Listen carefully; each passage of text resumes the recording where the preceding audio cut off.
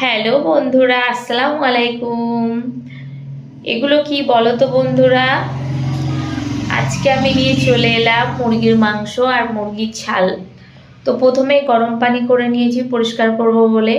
তো অনেকেই হয়তো কমেন্ট করে বলবে যে মুরগির ছাল খাও বা কোনো কিছু। মুরগির ছাল আমরা খাই না, বাট বাড়িওয়ালা খেতে ভালোবাসে, তার জন্য আজকে নিয়ে এসছে, ওর জন্য পরিষ্কার করছি।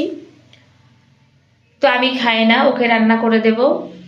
তো মুরগির ছালগুলো আমি পরিষ্কার করে নিয়েছি, আবার মাংসটা সুন্দর করে ধুয়ে নেব। মুরগির মাংস ভালো করে না ধুলে কেমন একটা গন্ধ করে।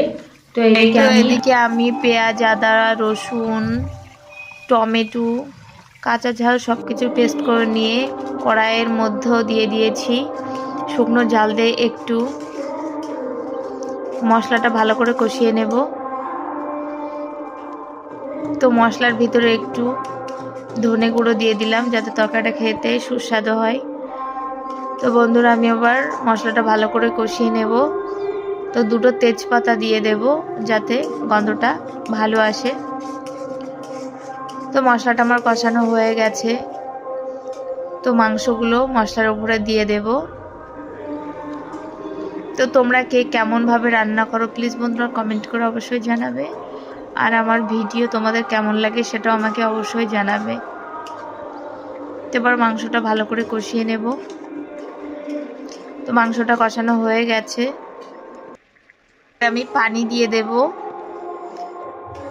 দিয়ে একটু নাড়াচাড়া করে।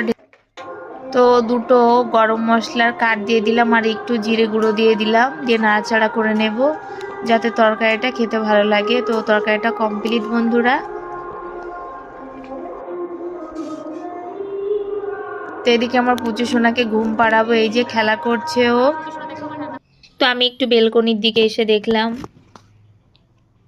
ট্যাঙ্কি লরি এসছে, বাড়িওয়ালা কাজে গিয়েছিল, বাড়িতে ছিল না।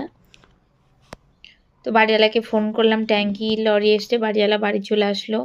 তো আগের দিনও এই যে 1 লরি ট্যাঙ্কি নামানো হয়েছে, আবার আজকেও 1 লরি ট্যাঙ্কি এসছে। তো আমাদের হার্ডওয়ার্সের দোকান আছে, আমাদের দোকানের নাম সাধুকা হার্ডওয়ার্স।